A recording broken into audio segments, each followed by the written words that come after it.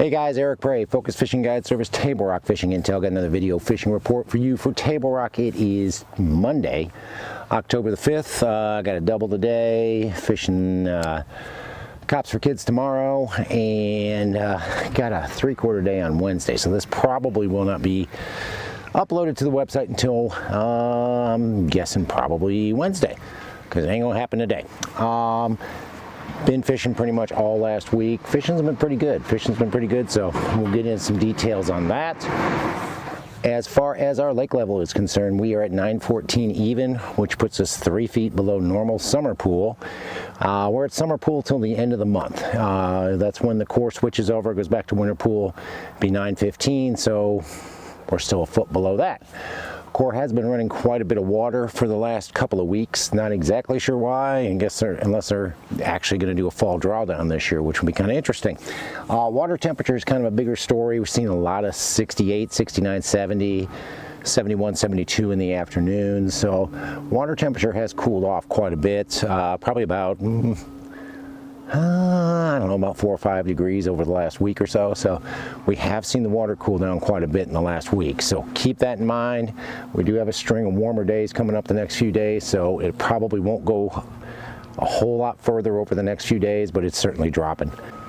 But if you guys are coming down, say you're going to fish the lower end of the lake, lower end is still the toughest part of the lake by far, but we are catching a few more fish here in the lower end than we have been lately or in the last couple of weeks. Got a few decent bites going on. Still a few guys catching them on drop shot rigs. I really have pretty much stopped drop shotting unless I absolutely have to. Most of the fish I'm catching are coming on either a Jack and Jaws or Kitech swim bait, the 2.8 and the 3.3 on a Jewel Gem Shad 2.0. Most of those fish are when it's windy or a little bit cloudy. Seem to be catching those fish up relatively shallow, most of them less than 10 feet deep on the flat gravel and rock mix banks when I got a little bit of wind on them. The other bite that's working actually better than anything else right now is going to be with the Jewel Peewee football jig. Catching the fish, again, gravel and rock mix points, some ledgy type stuff, catching a few doing that. Throwing Bass Whacker and Hail Mary have been my two best colors, matched up with the Zoom Speed Craw. But that's really been my best bite down here. On those gravel and rock mix points, they'll be relatively shallow, less than 10 feet deep early. As the day wears on, you get a sunny day like I've got today, those fish will move out a little bit deeper. So you'll find those fish out 10, 15, 20 foot deep once the sun comes up. Go up into the mid-lake area, same bites are working, catching them on a swim bait, you know, either the Jack and Jaws or the Kitech on the Jewel 2.0 Gem Shad. Again, gravel and rock mix points, really where I'm catching most of my fish right now, no matter what I'm doing. Gravel and rock mixed with a little bit of wind, a little bit of cloud cover really makes a difference. And those fish are anywhere from, early they can be as shallow as about 4 or 5 feet, but as the day wears on, they'll be suspended out there over as much as about 15 or 20. Catching them on the Jewel Peewee football jig as well. Again, gravel and rock mix points, both main lake and only about half to 3/4 of the way back in the creeks. Haven't really caught a lot of fish on the jig further back into the creeks. Most of them are about half to 3/4 of the way back, but it's got to be on gravel with a little bit of rock mixed into it.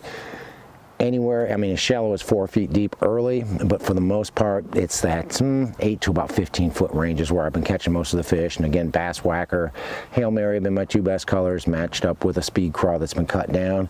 I have been catching a few fish, and I really feel like this bite's going to get better as we get a little bit cooler water temperature. I've been catching a few fish on the Jewel Gem Blade. Actually have a video that came out, series of videos that are going to be on Table Rock Fishing Intel about the Jewel Gem Blade and how we've been catching them on the Gem Blade. Most of those fish are on those steeper ledgy type banks. Most of them are largemouth.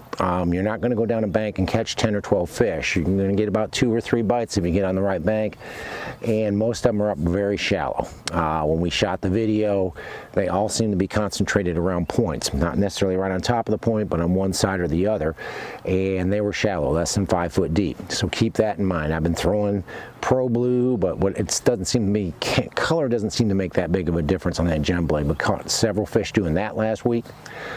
Go up into the James, same sort of deal. The jig bite's been really strong up the James. Caught a lot of fish on the Peewee football jig, a lot of fish on the heavy cover football jig last week. Gravel and rock mix points. They're a little bit shallower up there, most of them in that 6 to about 12-foot range. Got to have some rock mixed in on the gravel, though. I'm really not catching that many fish on just straight gravel. The gem blade bite's been really good up there, though, especially half to almost all the way back in the back of the creeks. Steeper banks, channel swing type banks, especially the ends of those channel swings where it starts to get a little bit shallower, has really been key throwing that gem blade and catching fish on a gem blade this last week. Color, again, doesn't seem to matter. I've caught them on Pro Blue, I've caught them on the Chartreuse. Doesn't seem to matter what color, they're really just hitting that flash, and they are shallow. Even late in the day, these fish will be up there 4 to 5 foot deep, especially if you got a little bit of shade. That makes a big difference with keeping those fish shallow, so keep that in mind if you're throwing a gem blade up the James. Go up into the White River, and the White River's been pretty strong. Fished up there this morning, fished around Shell Knob. Yesterday was a tough day. We fished the White River yesterday, had a north wind. Made it hard to fish a lot of spots. It was about, I don't know, 10 to 15 with gusts to about 20 or 25, so it made it kind of hard to fish a lot of spots. I like to fish up there, but fished up there again today. We fished for 4 hours, had, I don't know, 14, 15 fish with 4 keepers. Had a 5th one on, but didn't get him in the boat. But definitely a better bite up the White River right now. We caught all the fish today on the Peewee football jig. Gravel and rock mix points, both main lake and back in the creek arms. Most of them early were in less than 10 foot of water, but by 10:30, 11 o'clock, they had backed back out, and they were probably in about 12 to about 15 foot of water. Keep that in mind. You can catch them on a Peewee football jig up there. You can catch them on a swim bait up there, either the Jack and Jaws or the Kitech swim bait on the Jewel Gem Shed 2.0 has been the best combination up there. Most of those fish, again, main lake gravel and rock mix points, a little bit of wind, a little bit of cloud cover makes a difference on that.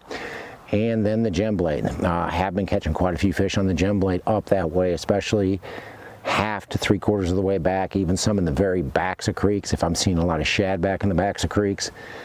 Steeper banks, rock and gravel mix, channel swing type stuff.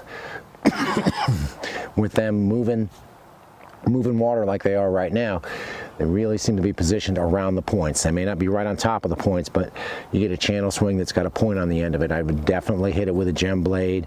I'm not really slow rolling it, but I'm not burning it. I'm just kind of throwing it out there and working it down about probably 4 or 5 feet below the water surface is where I've been catching the fish on the gem blade. So keep that in mind if you're going up the White, if you're fishing tournament this week, or if you're fishing the Ultimate Challenge this weekend. I definitely have a gem blade tied on because those are largemouth and they tend to be better quality fish. Guys, we're finally to October. Had a couple of cold days. It's kind of chilly yesterday, a little chilly this morning. It's warmed up nice today.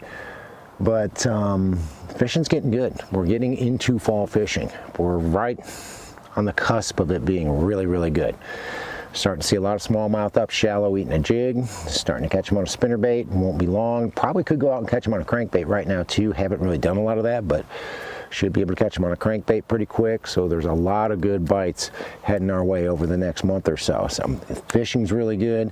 The best way to stay on top of knowing what's going on every day is to join Table Rock Fishing Intel. Daily reports, weekly reports, maps, feature videos. Like I said, we're going to do a gem shed video. Should be released. The first segment of it will be released probably not till tomorrow, just because it's already shot, it's already edited. I just don't have time to put it on the website just yet. But we're definitely going to have that on the website for you to take a look at, and that's a 4-part series. So really gets in depth on why I like the gem blade, how to fish it, the different things we do with it to make it more successful. But that's the sort of content, that's the sort of thing you get by being a member of Table Rock Fishing Intel.